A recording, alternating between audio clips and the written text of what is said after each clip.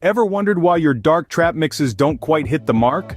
You're not alone. It's a common conundrum that leaves many talented artists scratching their heads. You've got the beats, the rhythm, and the haunting melodies, but something just doesn't sound right. It's like a dish with all the right ingredients, but the flavors are all over the place. This is often due to a few common issues that plague dark trap music production. First up, muddiness. This is when your mix sounds unclear, like it's been soaked in a sonic swamp. Next is the lack of punch. Your beats should hit hard, but instead they're throwing soft jabs. Lastly, there's an imbalance between elements. Imagine a choir where the sopranos are belting out notes but the basses are barely whispering. Mixing and mastering in dark trap music can be a tricky business, but that's what we're delving into today. But don't worry, we're here to tackle these issues together. So, what's the big deal about mixing? Well, let me tell you. Imagine you're painting a picture. Each color, each stroke plays a vital role in creating a masterpiece. Now replace those colors with sound elements. Your vocals, your beats, your synths, and your canvas with the sound stage. This is mixing.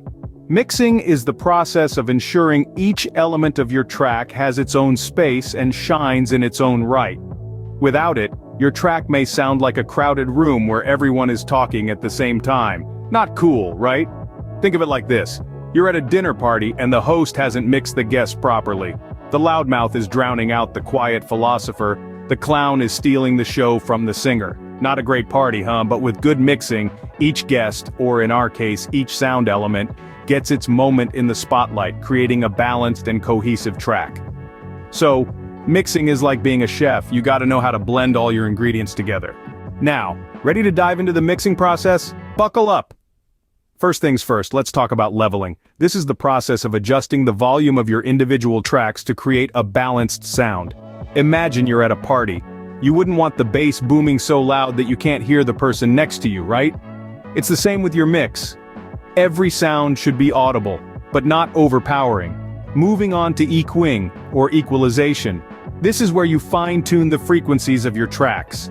Think of it as a sonic chef, seasoning your mix to taste.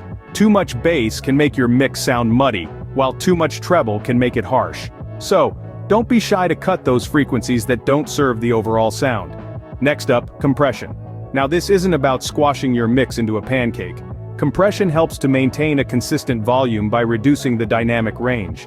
It's like your mix's personal bodyguard, ensuring no sound gets too rowdy or stays too quiet.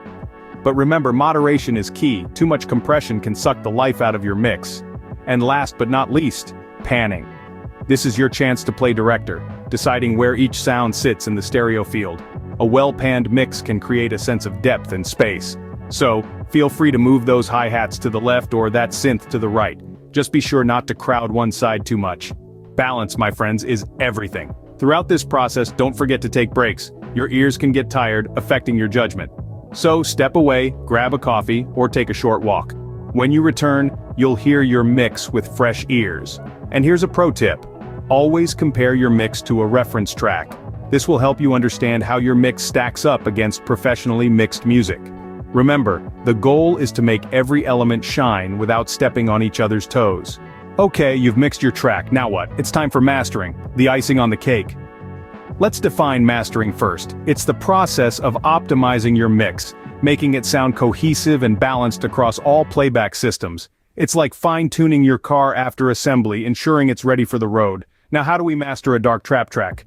There are several steps involved. First, we've got limiting. This helps to control the loudness of your track, preventing distortion and maintaining dynamic consistency. Next up, we have stereo widening. This gives your mix a bigger, fuller sound, adding that much-needed depth and dimension. Imagine your track as a photo. Stereo widening is like adjusting the perspective to make it more immersive. Finally, we have EQ balance. This is where we correct any frequency imbalances in the mix, making sure the bass, mids, and highs are in harmony. Mastering, my friends, is what takes your track from good to great. Alright, let's take a breather and recap what we've covered.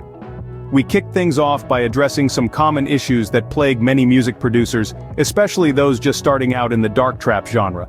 We talked about the importance of understanding the frequencies and their role in creating a balanced mix. We also touched on the pitfalls of overcompression and the significance of headroom in your tracks. Then we ventured into the realm of mixing, emphasizing its vital role in the music production process. We underscored how mixing is the magic that brings all your individual sounds together, creating a harmonious blend where each element has its place and purpose. We also highlighted the pivotal role of panning and equalization, and how they can either make or break your mix. Delving deeper, we walk through a step-by-step mixing process, starting from setting the levels and panning, moving on to EQ and compression, and finally adding effects like reverb and delay. We explored how each step contributes to the overall sound, and the importance of subtlety and balance in each of these processes. Next, we discussed the final touch, the art of mastering. We emphasized how mastering is the final layer of polish that ensures your track sounds professional and is ready for the world to hear. We examined the process of making your track louder, wider, and more balanced, all while maintaining its unique character and dynamics. But remember, all of these techniques and concepts are just tools in your toolbox. They are there to help you shape your sound, but they are not rules set in stone. The real magic happens when you start to experiment, to play around with these tools, to bend the rules, and to find your own unique sound. So don't be afraid to get your hands dirty. Dive in, tweak those knobs, slide those faders, and most importantly, have fun with it. Remember, practice makes perfect, so go out there and make some killer dark trap music.